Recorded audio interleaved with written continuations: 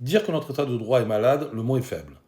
En l'espace d'une semaine, 3 faits se sont déroulés dans notre France qui ont mis à mal notre état de droit. Je vous laisse écouter, on en rediscute après. Trois faits de société viennent percuter l'actualité et soulignent un peu plus l'inversion des valeurs à la française. À Saint-Denis, dimanche dernier, des policiers municipaux sont pris d'assaut par un groupe de délinquants.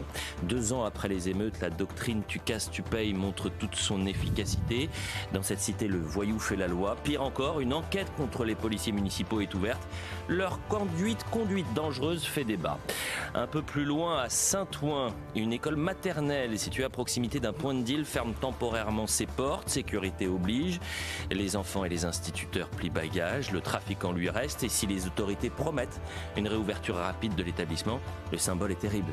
Hier, les écoles étaient grandes ouvertes. Il faut désormais des caméras, des portes blindées, nouveaux outils, du kit de survie pour ce confinement sécuritaire. Enfin, à l'université de Lyon, un maître de conférence est contraint de quitter son amphi à la hâte, pris à partie par des militants cagoulés, islamo-gauchisés. Ce professeur spécialiste du Moyen-Orient a eu le malheur de s'être opposé à la rupture du jeûne dans son université. Fabrice Balanche est désormais placé sous protection fonctionnelle.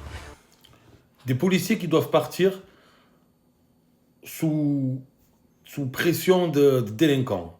Une école qui doit fermer sous pression de la drogue, des réseaux de drogue et de la délinquance.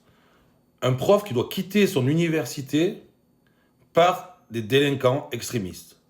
Voilà maintenant qui gagne à chaque fois, les délinquants. Nous plions sous le poids des délinquants, nous plions sous le poids de ces gens qui font en sorte de nous invectiver en longueur de journée. Je ne comprends pas comment l'état de droit ne peut plus être exercé en France. Je ne comprends pas. Je ne comprends pas que notre gouvernement ferme les yeux sur ces actes. Je ne comprends pas. Je ne comprendrai jamais. Je ne comprends pas pourquoi on n'a pas une politique plus ferme en matière de ces gens-là qui viennent caillasser des flics et qui ont eu peur de leur vie, qui ont dû partir, de cette personne qui a dû quitter son amphi parce qu'elle a eu peur de perdre la vie, qu'il a été invectivé, et de cette école qui a dû fermer sous pression des réseaux de drogue. C'est inadmissible qu'en France on puisse avoir ça. Je ne comprendrai jamais notre gouvernement actuel. Sur ce, je vous laisse, je vous dis à demain pour une nouvelle vidéo. Ciao, ciao. N'oubliez pas de liker, repartager et de vous abonner à moi.